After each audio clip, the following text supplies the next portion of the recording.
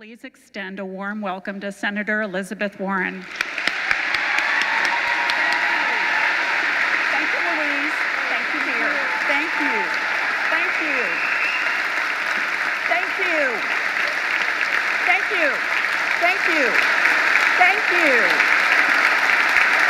Thank you. So can you hear me okay? Everybody can hear me? Can you hear me in the back row? I want you to know I can see you in the back row. You can always tell a teacher, and I know why you end up in the back row. So I will be keeping an eye on you. There will be a quiz following this.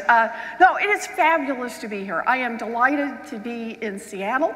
I am delighted, after so much time in the Senate, to be in front of a live audience.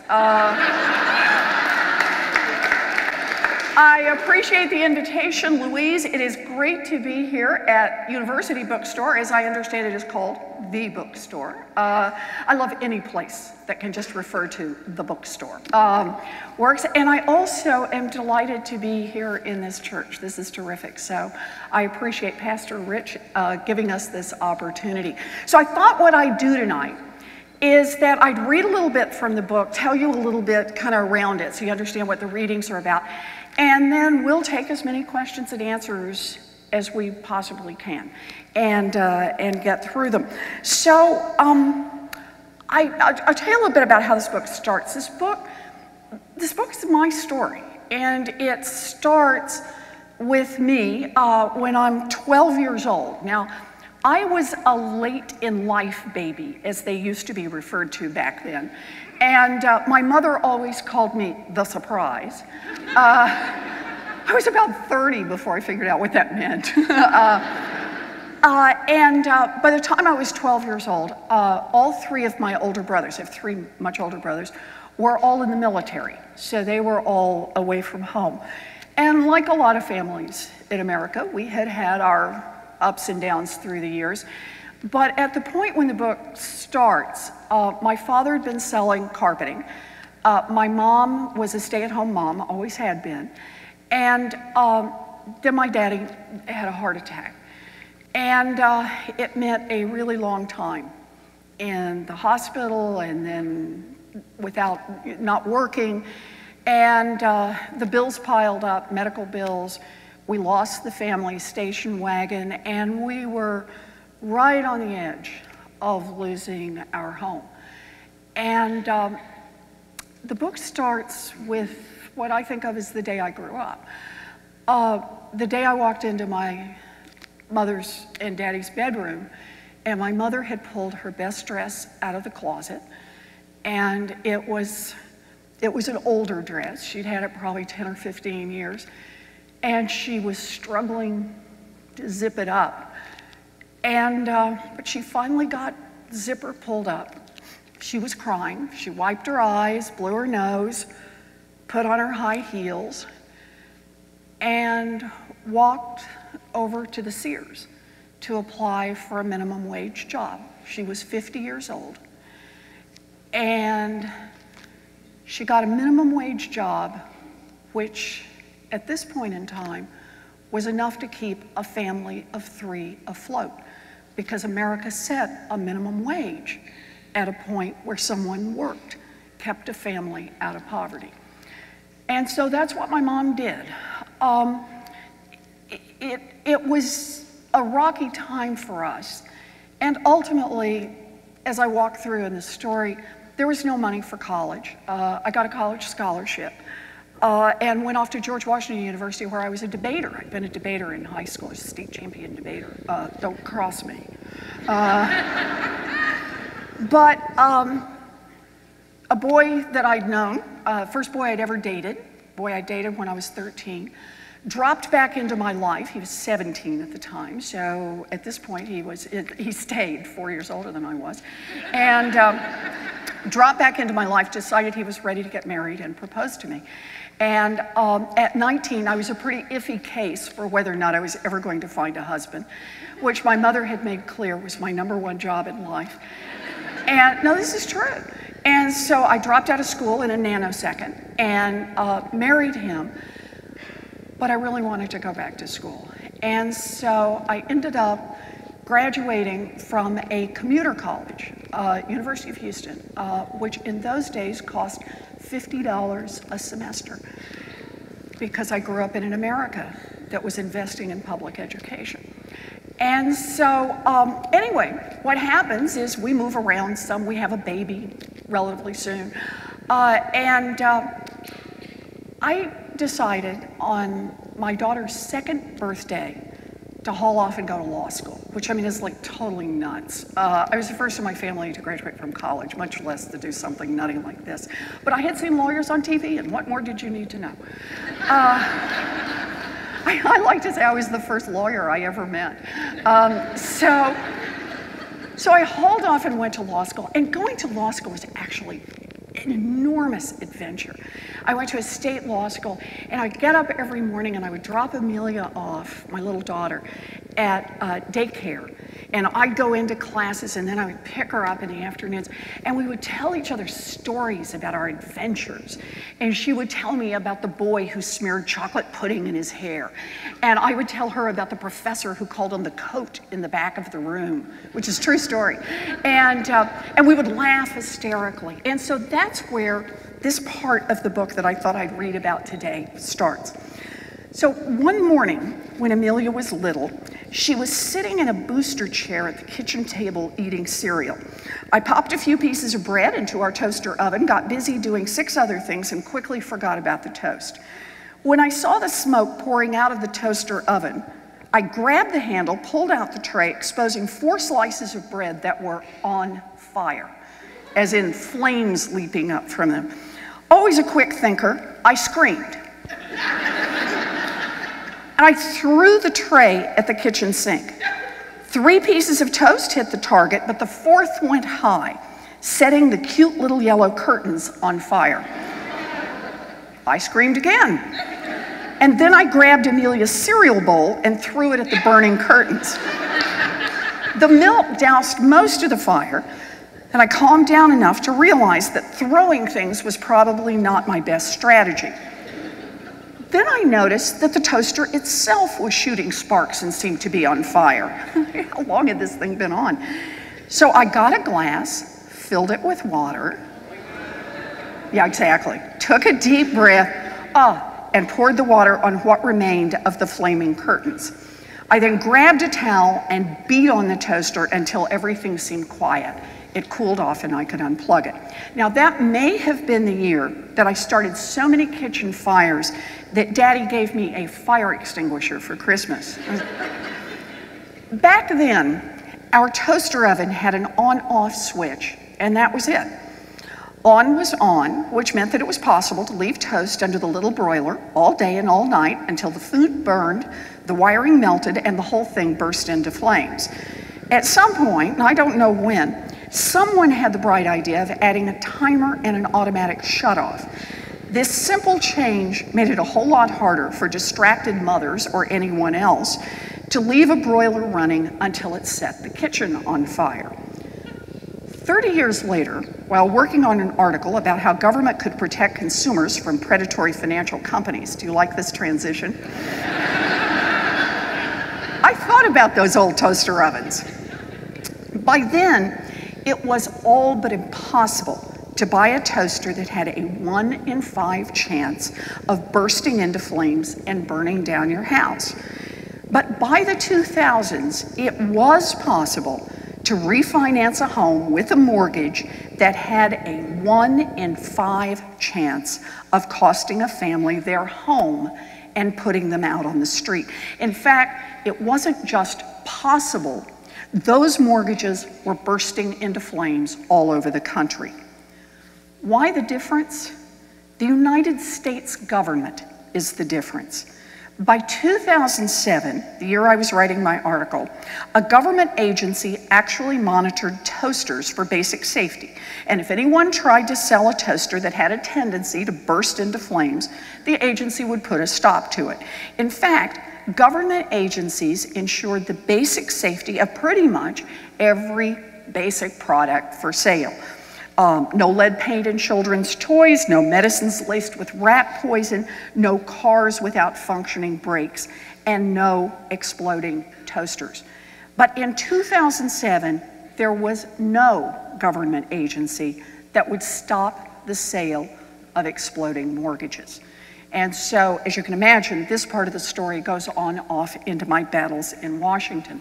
Now, this book is a first-hand account of what I lived and what I saw up close and personal.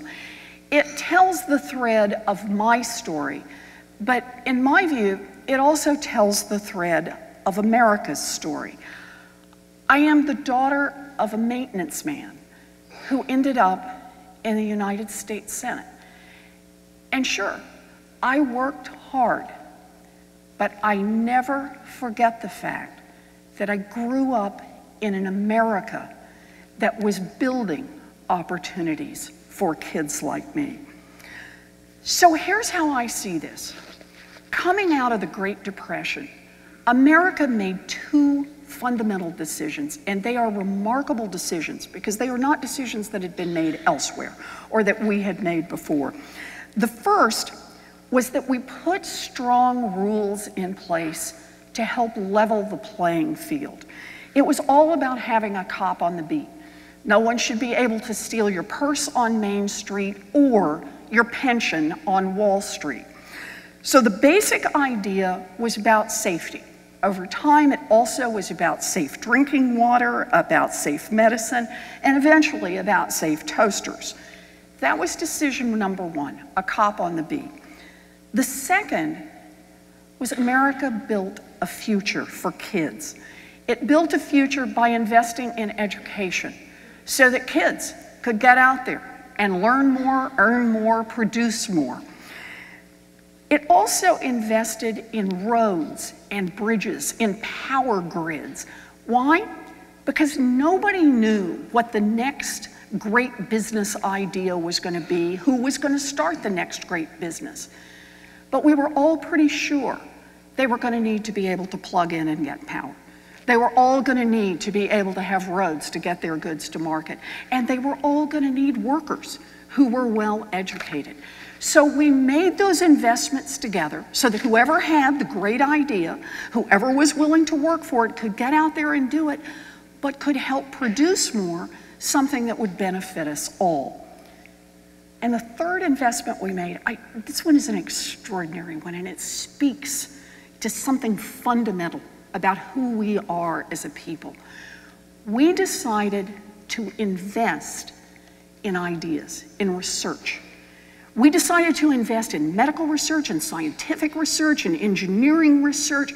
We invested in research on the idea that if we built a big pipeline of ideas, our kids and our grandkids would have opportunities that we could barely dream of. So that's what we did. For 50 years, we made those investments. And here's the deal. They worked. They fundamentally worked.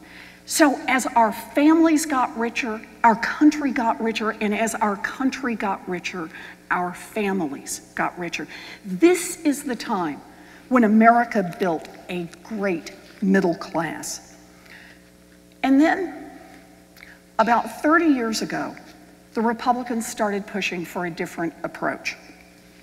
First move, take the cops off the beat. Not off Main Street, off Wall Street. Let the big banks load up on risks. Let them paint a bullseye on the backsides of every American family. Make the word deregulation the mantra of the day. That was step one. And step two, cut taxes for those at the top. Open up huge tax loopholes for big corporations. Cut taxes for billionaires and for millionaires. And how are we going to pay for all those tax cuts? Easy, by cutting investments. Investments in education, investments in infrastructure, investments in medical research and scientific research.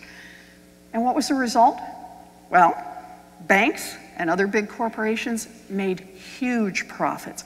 Billionaires kept more of their money. In other words, the rich got richer and the powerful got more powerful. Meanwhile, The middle class began to crumble.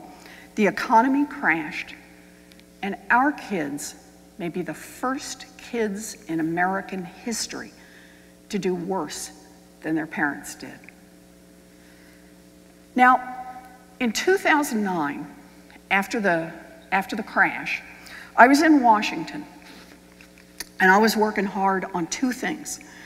One was to try to bring a little accountability to the bank bailout, and it was hand-to-hand combat. And I talk about that, I have a whole chapter about this in the book.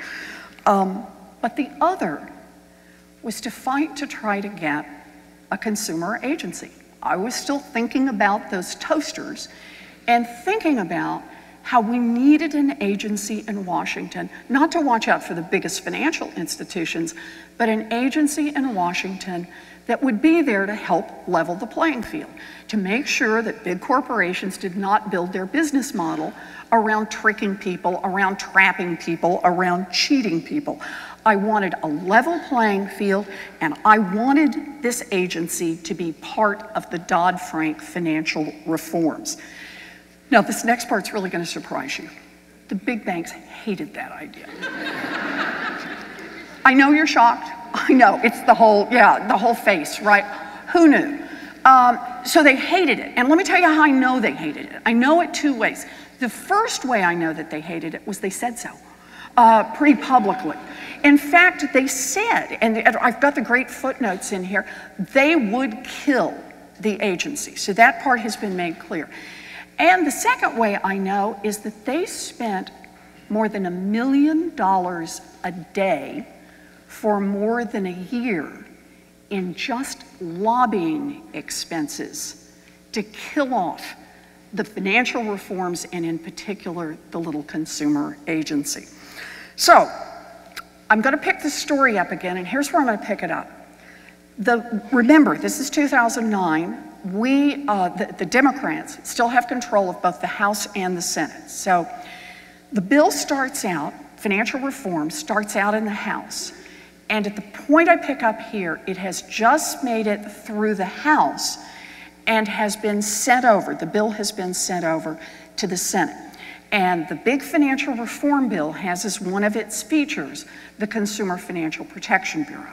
The banks are not yet worried. They're going to kill that little agency while it's over in the Senate.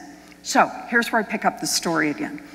It was Friday morning, January 15th, 2010, and the calls started coming in early.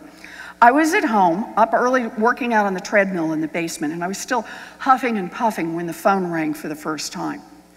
Had I seen this morning's Wall Street Journal, the rumors were flying on Capitol Hill. The consumer agency wasn't going to make it.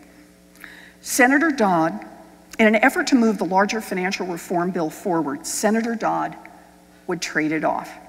There might be some face-saving attempt to set up a new consumer protection department somewhere else in government, but there would be no strong, independent agency with the authority to get much of anything done.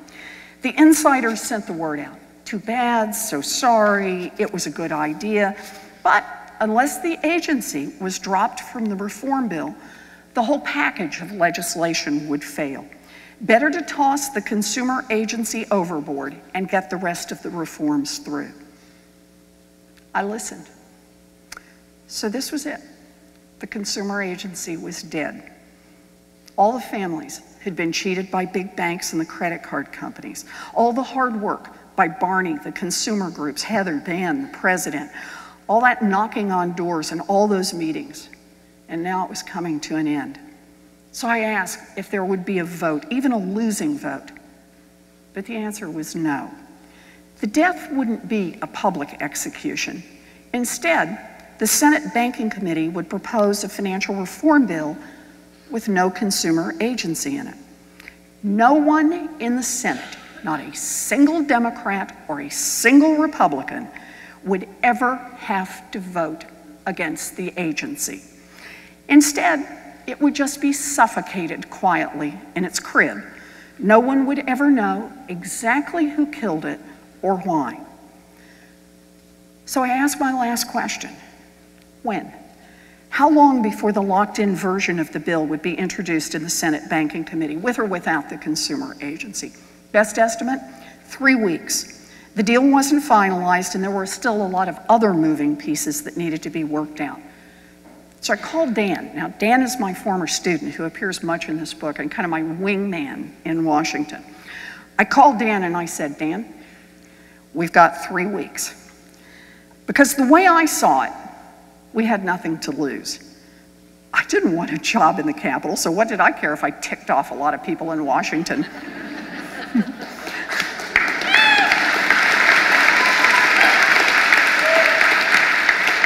This was our last chance to get the agency passed into law. If we lost now, we lost forever.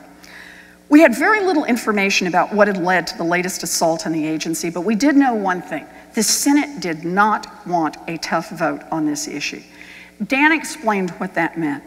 The consumer agency was popular, and to a lot of senators, a vote on the new agency meant having to choose between angering the public and angering the banks. And they didn't want to do either. They preferred a quiet and slightly mysterious death for the consumer agency. So I figured, too bad, too damn bad. If a bunch of senators were going to pick the banks over the families, then the American public had a right to know. And if we didn't win, at least we could raise one hell of a stink. So that's what happens next in the book. So here's what I see, and here's what I talk about in these experiences as I ended up in Washington, often quite inadvertently, talking about the fights I got into. And do understand, spoiler alert on this, I lose a lot of these fights, but not all of them. But what I saw is that Washington works well for those who can hire armies of lobbyists and lawyers. It just doesn't work so well for everyone else. I saw it with the big banks. They cheated American families, they crashed the economy, they got bailed out, and now, today, the big 5 banks are 38% bigger than they were back in 2008. Think about that. A kid gets caught with a few ounces of pot and goes to jail, but a big bank breaks the law for years by laundering drug money, and nobody even gets arrested. The game is rigged and it's not right. That's what this book is about.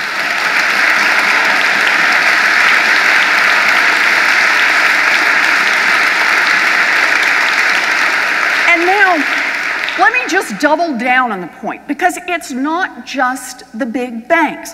Look at the choices the federal government makes today. Our college kids are getting crushed by student loan debt. We need to rebuild our roads and our bridges and our power grids. We need more investment in medical research and scientific research. But instead of building a future, this country is bleeding billions of dollars in tax loopholes and subsidies that go to rich and profitable corporations. Fortune 500 companies, profitable companies, pay zero in taxes. Billionaires get so many tax loopholes that they pay at lower rates than their secretaries, but they have lobbyists. Lobbyists and lawyers and lots of Republican friends in Washington to protect every loophole and every privilege. We have to face it. The game is rigged. The rich and the powerful can protect themselves, can rewrite the rules so that over and over and over, the rules get tilted just a little more, just a little more, just a little more to protect them. And everyone else, not so much. So, we can whine about this, we can whimper about this, or we can fight back. Me, I'm planning to fight back.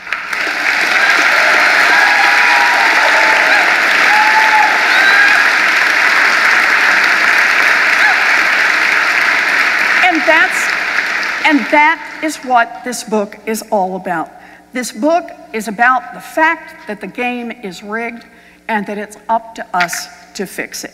Now, I want to say one more thing about this. Change is hard, and when you're up against organized money and organized power, it is really hard.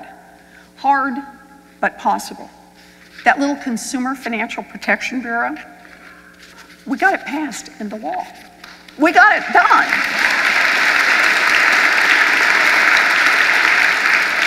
And before you leave here saying, I cannot believe I am such a nerd that I was clapping for the establishment of a new consumer agency, I want to remind you why that little agency is worth clapping for. It's been in effect in place for just a little over 2 years now. And already it has forced the largest financial institutions in this country to return more than $3 billion directly to families they cheated. That's when government works. That's when government works. So, the way I see this is I'm not ready to turn this country over to rich corporations, to powerful individuals, and to their army of lobbyists. One of the ways I fight back is through books. I believe in books. This is not my first book. Although I have to say, the book party for Secured Transactions, a Systems Approach, yeah, was a little smaller. But do understand, I wrote this book out of gratitude.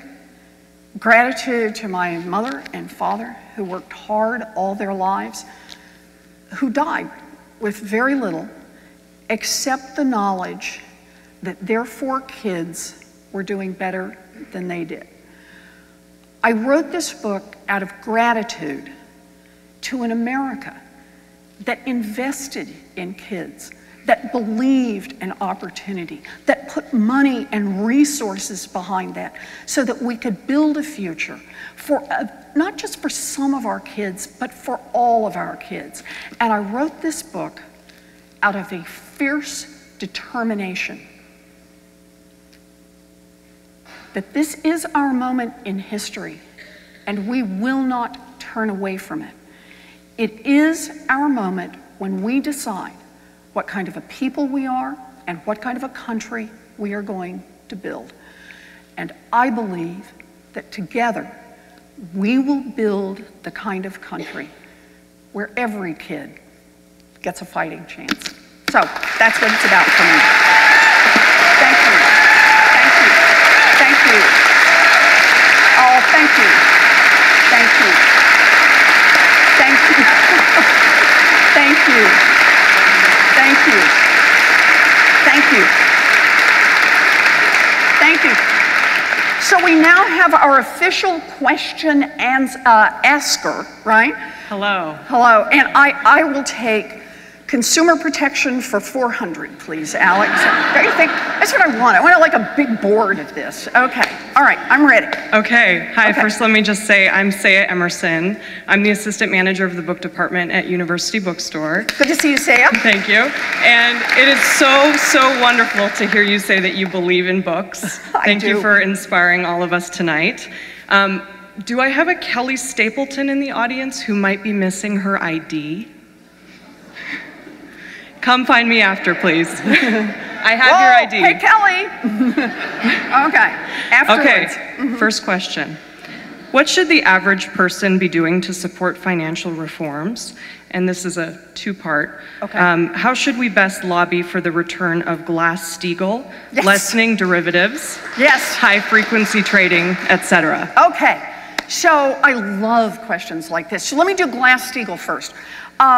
For those of you who aren't totally up on your financial nerdiness, let me remind you what happened. So I'll start this story in 1794, but I'll tell it fast, okay? So roughly, About every 15 years. America used to have a bust, right? We'd have booms and then we'd have busts. We'd have booms and then we'd have busts. And the financial system would just completely fall apart, melt down, people lose all their money, all that sort of thing. We hit the 1930s and we said, we can do better than this. We can put some regulations in place. I talked partly about that, put a cop on the beat. We can watch out for that. And the second thing we said we're going to do is, you know, banking should not be so exciting. It should not be an exciting event. So what we're going to do is we're going to separate banking, your checking account, your savings account, from Wall Street and other forms of risk taking, and build a nice strong wall between the two. And the wall was called Glass-Steagall. And then what happened, you can guess. The smaller banks, the credit unions, they were fine with this. But as some of the financial institutions got bigger, they kept pecking at the wall. And they pecked at the wall because they wanted to be able to take some of your nice savings and some of your nice checking account money and go gamble it on Wall Street, because they figured they could make more money doing that. And it's true, they probably could if they take those risks. In the boom times, it works really well. And do understand, on the other side, they were pecking on the wall too. The investment bankers who were saying, boy, we would really love to be able to get to your checking account and your savings account. So both sides keep pecking on the wall. Mostly they get rebuffed until we hit the 1980s. And in the 1980s, the regulators, deregulation is the mantra of the day, begin to open little holes in the wall. And the two find each other.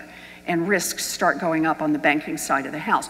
Finally, at the end of the 90s, Glass-Steagall is entirely repealed. And we all know what happens next, right? The banks really load up on the risk.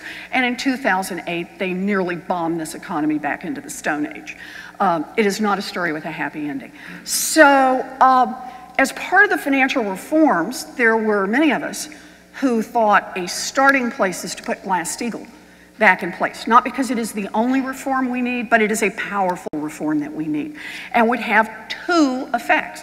One is to reduce the riskiness of the banking part, which means it reduces our need to bail out, because you've got to protect people's savings accounts and checking accounts, not so much whatever they're doing through Wall Street investments. The second thing it would do is it simply would bring down the size, because when you've got these humongous big five, big six, depending on how you want to count, banks, and you break them into their two component parts, at least they are somewhat smaller and somewhat more diversified.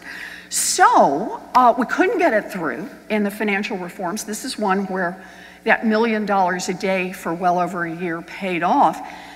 But one of the first bills that I introduced when I got to the United States Senate with, you're gonna love these co-sponsors, with John McCain, with Maria Cantwell, and with Angus King, an independent from Maine, was a 21st century Glass-Steagall. So we have it out there, we have the bill pending, and I look at it this way. We wrote this, it is a good, tough version. It accounts for changes in the financial world. You know, you gotta kind of write these things a little differently over time. And it's there. Right now, no, we can't get it to move forward with any speed, but it's there, it's written, it's ready to go. And this brings us to the second part, and that is, what can you do about financial reform? So it's a question that's gonna go through everything I talk about now. The way I see the world is that we're playing on a tilted playing field, and the reason is because the rich and the powerful have the advantages of concentrated money, concentrated power, and they just keep getting the rules rewritten in their favor. And every time they're rewritten in their favor, they're not rewritten in favor of everybody else. So it just makes it just a little bit tougher and a little bit tougher. So how do we fight back? That becomes the fundamental question. And the answer has to be, we have to take advantage of what we've got. We got two things on our side that they don't have. We have our voices and we have our votes. And we have got to use them, and use them big time. So I'm gonna give you a small thing to do about this. If you come out of this and you say, you know, I like this point you make about Glass-Steagall financial reforms, or any other part of what we talk about tonight. And I hope we get some questions on some other topics, because there are a lot of fights that I'm now involved in Washington and would love to have a chance to talk about. but we got to do something about it. We can't just say, yep, great idea, and say it to the television set. We can't all come in and talk to each other. You know, we kind of get this. It really has to be about how we reach out to our friends who live in other states and get them to go talk to their senators, get them to email their senators. How much we contribute, $5 and $10 to campaigns, how much we sign petitions. You think that stuff doesn't matter? I'm here to tell you, it matters, and it matters big time. That if we use our voices, if we use our votes, if we work collectively, we really can change the direction of this country. I not only believe it, I know it. I know it all the way down. So that's what we're going to have to do on this. We talk more about it, but that's it. Thank you. All right, next question comes from a husband and wife who between them have multiple degrees and $250,000 in student loans. So their question is, what is your strategy to get the student loan bill to pass? Okay. So here's the deal on student loans. All right, I want to do this a couple of different ways. So here I was, a baby senator, starting out last, what it would be, a year ago, January, right? January of 2013. And you're gonna love this part. I didn't have an office. They put me in a trailer. This is a long and complicated story about the Senate moves on Senate Standard Time. So we had 12 newcomers in our, 12 senators, obviously, who left. It stayed at 100. It took 7 months for the Senate to decide who was going to have what office as we move forward. But there I was, sitting in my trailer, thinking about, I'm a senator now, I'm living large. And, okay, so I gotta tell you this story. So I had been a senator for like an hour and a half. When the security people come to tell you all the things that can happen now that you're a senator and what to do about them. So it was things like, so if you see a green gas coming through your air vents, I'm not kidding you, it was they keep this helmet thing in your drawer, and he made me put it on so I'd know how to put it on. And they go through all this. If you hear gunfire, lock your door. I'm not kidding. So they go through everything, fire, pestilence, flood, all the things. And he's checking off his list. So the three of them sitting there, he checks off. He's very sober about this. And I'm like, really? Every time he goes through one, really, by the time he hits item number 14, I'm rethinking the whole Senate thing. And so finally he looks at me, he says, I'm to the last item on my list. And he said, tornadoes. I said, yeah. And he said, you will be pleased to know that the Capitol and the Senate office buildings are built with 14-inch thick walls with steel reinforcement and, Thor's hammer, in the middle of it. And so he goes on and on about, and it's strong, and he said, the official advice to senators is shelter in place.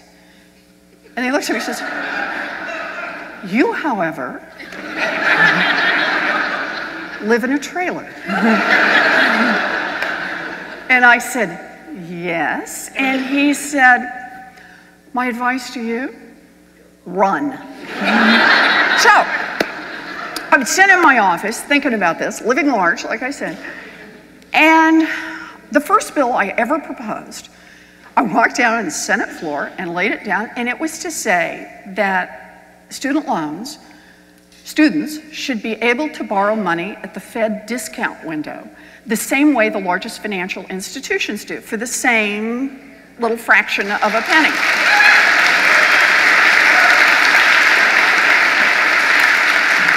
Now, I really believe that's true.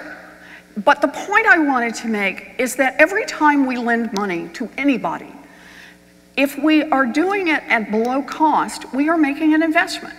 And as between the biggest financial institutions and our students, I would like to make the investment at least on an equal basis with our students. Now, I did that bill. I didn't think anybody would actually, well, I shouldn't say I didn't think anybody. I thought everybody would rise up and say that makes so much sense. But I got 19 people who voted for that ultimately on that bill. Didn't win, but this time around we got a new bill. And here's the new bill. So for all of you, and by the way, co-sponsors include Patty Murray and Maria Cantwell. So got our women out there making it happen. Part of the reason I am happy to be in Washington is on this bill. And here's what the bill proposes. It says that we're going to take listen to me on these numbers, the $1.2 trillion outstanding in student loan debt. Think about that. 40 million Americans are on the hook right now for student loan debt. We're going to take that money and we're going to refinance it down to a lower interest rate. Now, that may not sound like a lot by itself, but I just want to tell you a little bit about the realities about where that money is right now. Right now, if you have a home, most of you know, in this current low interest rate environment, you can refinance and get a lower interest rate. Businesses have already refinanced down to a much lower interest rate. Townships, municipalities have refinanced. Students don't have that opportunity. So if you got a student loan a few years ago and got hit at the 7% interest rate, 8%, 9%, just wave when I hit your number, 10%, 11%, okay, and it keeps on going. People are stuck in those loans. And now here comes the genuinely shocking part about this. So we've got people trapped in these high interest loans. Guess what that does for the US budget? The federal government is making tens of billions of dollars in profits off the student loan program. Just the cohort of loans from 2007 to 2012, just that little slice, is on target to make $66 billion in profits for the United States government. That's after the bad debt losses, after the administrative costs, after the cost of funds. Think about that. So here's what the bill proposes. The bill says we're going to refinance down to the interest rates that the Republicans just agreed to last year. Everybody voted on it. Majority of Democrats and all of the basically all the Republicans voted for, which is 3.86% for undergrad loans, a little bit higher for graduate student loans. We're going to refinance all that debt down. And how are we going to plug the hole in the budget? The answer is we're going to close up the tax loopholes and pass the Buffett rule. So,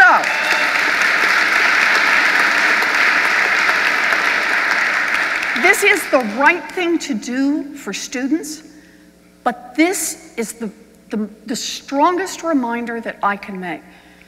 When we decide how we're going to spend our money as a country, we can spend billions of dollars in tax loopholes for billionaires, or we can spend billions of dollars to bring down the interest rate.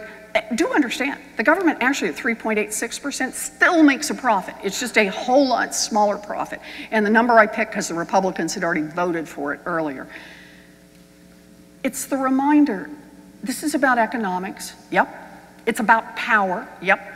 But it is about values. And we need to spend our money in alignment with our values. So the way I see this is we got a choice right in front of us on this bill. We've got more than 30 Democratic co-sponsors already in the Senate, and there is a choice that we're going to put to the Senate, and a choice that I hope everybody in America sees. As a country, we can decide to invest in billionaires, in people who've already made it, or we can decide to take dollar for dollar exactly that same money and invest in people who are trying to get a start in life. That's what this is going to be about. So, we're going to get there on this one. And actually, let me just say one more thing about this because I feel so strongly about this. This is the one, again, we have got to make our voices heard on this. The difference between this just happens in Washington and on the floor, and this happens because people across this country pay attention, because they insist that we talk about this as a country is huge. So when you leave here, Bank on Students. That's the title of the bill. Go Google it. Go sign one of the petitions.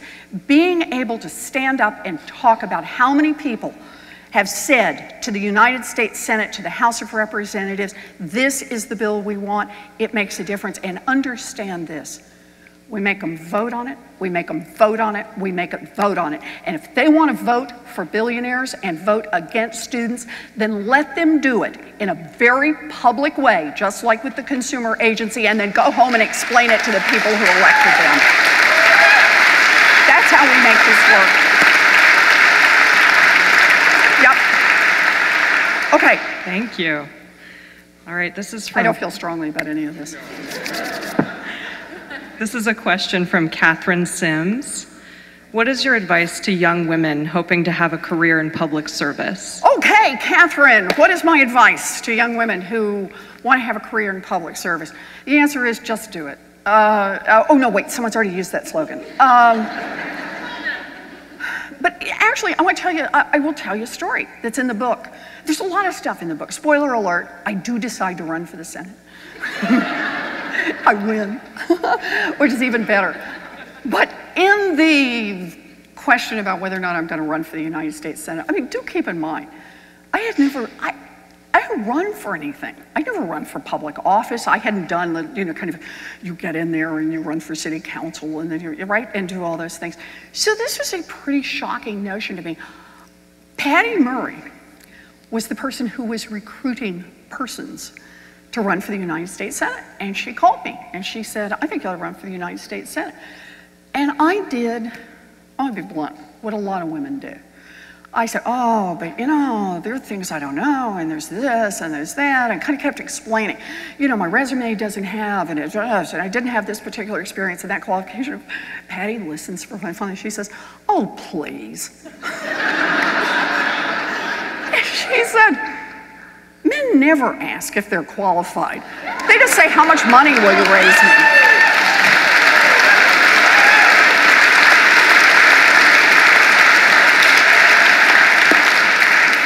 So I'll tell you something I did. Once I decided to run, one of the first things I noticed was there were little girls who showed up, and I mean sometimes little tiny, sometimes bigger than tiny, but little girls who showed up at various campaign events. They'd show up.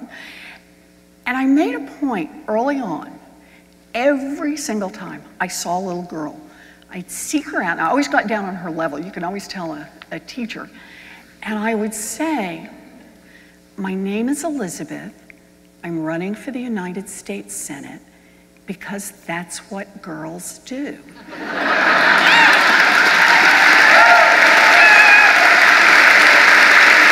bet. And then we do pinky promises so that we would remember. We have lots of pictures of pinky promises. We got another one? Yeah. Okay. If you want it. Yep, I'm ready. In 1986, Social Security was fixed for the next 75 years by Reagan and Greenspan. What happened? Yeah, let's haul Reagan and Greenspan in here to talk about that. So here's the deal in Social Security. I make a couple of points on Social Security. Social Security has been changed 30 plus times through the years because the country changes. People live longer, the number of women working shifts, how much people earn, kind of the curves change. And until the 80s, these were pretty non-controversial changes. The demographers would come in and they'd show you how the numbers were running, and you kind of you'd adjust the tax on Social Security to get it right so that Social Security would be secure forever and would be able to pay at what inflation adjusted would be about the same amount of money. And when we hit it the last time in the 80s, part of the mistake, in my view, was to ever describe it as it is fixed. No, it's fixed until we have more information about what's happening, about how long people live and so on. But the other one was that we didn't inflation adjust on the revenue side. So the benefits kept going up with inflation, but the cap on how much of your income would be subject to Social Security didn't move. And I just pointed out it's a math problem. It's not a policy proposal, it's just a math problem. That if it had adjusted for inflation, we wouldn't be having any problems with Social Security. They just would have moved together. And you know, it's not that you wouldn't have to tinker a little bit around the edges, but basically it would all work. So here's the deal. Now it's gotten caught in this political web. And it goes back once again to a fundamental question about who we are as a people and what it is we believe in. I believe we have got to solve this problem. We have got to not only make sure that Social Security is there and that it works for the rest of what is our timeline that we can see, but basically for the rest of this century. But it is also time, now that we are caught in a terrible retirement crisis, remember the other parts of what happens in retirement. We now live in a world where the defined benefit plan is disappearing, something that was there still back in the 70s and into the 80s. We live in a world where families have been under such financial stress for so long that they have been unable to save. Just keep in mind, the median family in 1971 was able to put away about 11% of their take-home pay in savings. The median family by 2001 was putting away 0 and was, in fact, head over heels in debt. And we have watched the #1 retirement plan in America, which was pay off your house and live on your Social Security, disappear with the bottoming out of the housing market. That now is a moment when we have to think not only about how we stabilize Social Security going forward to make sure it's there for everyone who has paid in, but how it is we think about those payments so that we readjust them so that for the 14 million Americans for whom Social Security is all that stands between them and poverty, for those who most depend on it, that Social Security payments will be increased and that we will have the ability in the United States to say to everyone, after a lifetime of work, you can retire with dignity, because that's the kind of country we are. So that's what I believe. Should we quit? Get one more? You got it. Okay, I have one final question. One final question. Make it a good one. Okay, it's a paragraph. Oh, okay. They're getting a little restless down here. Do you know about our state initiative 1329? Whoa! Yes. Seeking to join 16 other states that have already passed such a resolution to reduce the influence of big money in elections and to clarify that the Bill of Rights is for people, not artificial entities like corporations. Right, okay, yes. So let me start this by saying, after being a law professor for more than 25 years, the idea of amending the United States Constitution sort of makes my eyelashes get frizzy. I mean, it's not a place I want to go. But the United States Supreme Court has given us no choice. We are going to have to amend the Constitution.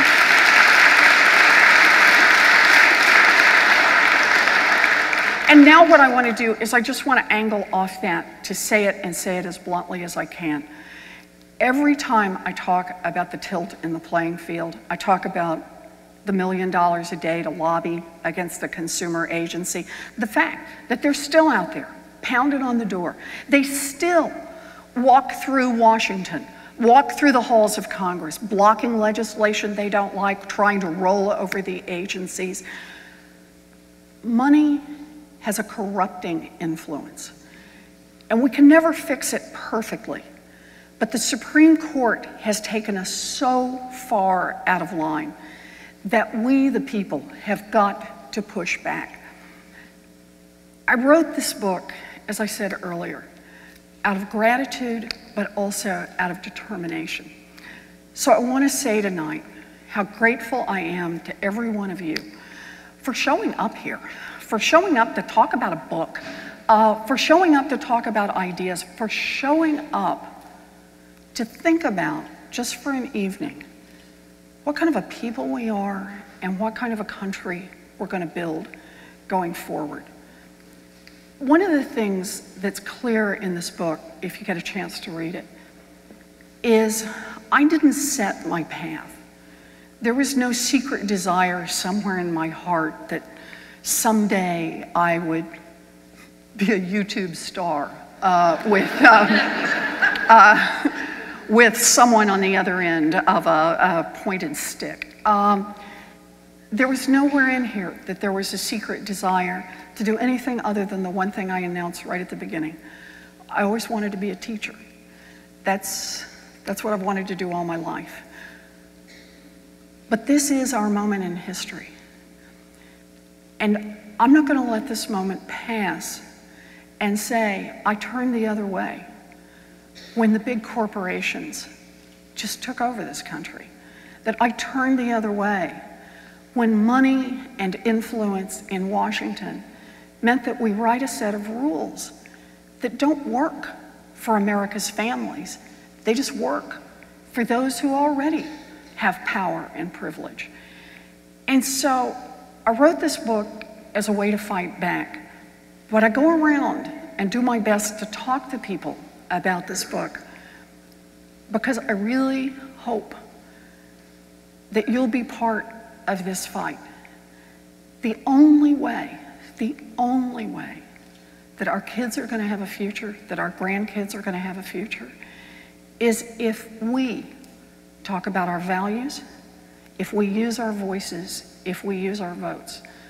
So thank you for being here tonight, but more than anything else, please be part of this fight. This is how we're going to win, and it's the only way. Thank you. Thank you. Thank you.